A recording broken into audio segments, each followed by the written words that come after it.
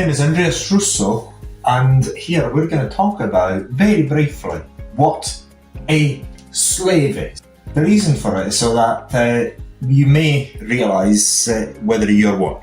That's very important. So what is a slave? Well, you think about a slave as somebody who has, obviously, no freedom. But let's talk about it. A slave is somebody who has got no choices of their own. It needs to, as is told, no matter what is told, when it's told, it's going to be told when to go to sleep, where to go to sleep, what to eat, what to get injected into their body, what type of medical procedures that is required. It needs to present papers to go to places. This is a slave. Nothing more, nothing less. Just think if you're one. I personally detest being a slave. I'm not saying I'm not, to some extent, unfortunately I am one. But this is what a slave is. Somebody who's got no freedom. He cannot do what he wants, he cannot say what he wants, he cannot go to sleep when he wants to sleep, he cannot get up when he wants to get up, he cannot go where he wants to go, he cannot eat what he wants to eat. It's limited in the things that he can eat. It's limited in pretty much almost anything. He can still breathe. He can do some things, but not everything he would like to do. So there's certain degrees of slavery. One of the things that slaves were doing in the past is that people were doing with slaves in the past is that they were giving the slaves a place to live, something to eat, something to drink, and that is it. So what happens today? You go to work, maybe, and you have money. With that, you just can afford a place to live, maybe some heating, maybe some electrics, maybe some food, or maybe some clothing. And then you're told when to go to work, and with the little money you've got, maybe you can travel, maybe. So that's a modern day slave. It's not much different. But one of the things that characterized slaves for a long period of time is one particular trait.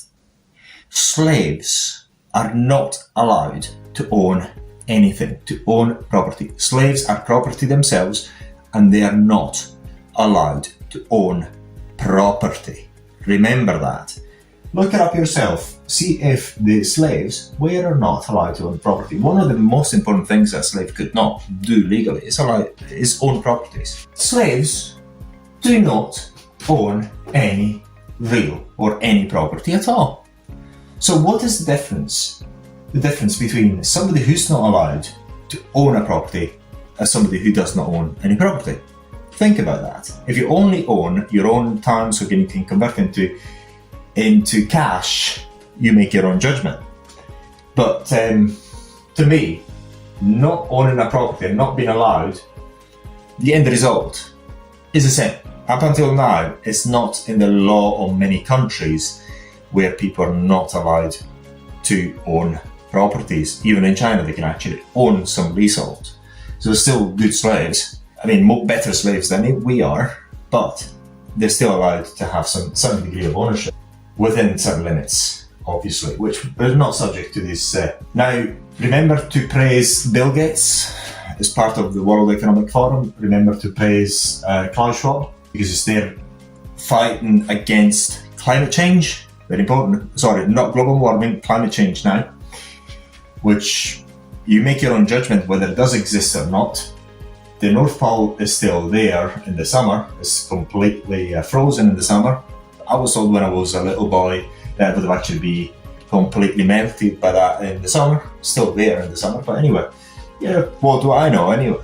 But remember what they say to you. Bill Gates, Klaus Schwab, and all these very nice people that own most of the world. By 2030, you will own nothing and be happy about it. So remember, own nothing and be happy. So it was a bit of a joke. Don't own nothing. Own as much as possible. Therefore, you're not a slave. That gives you an idea.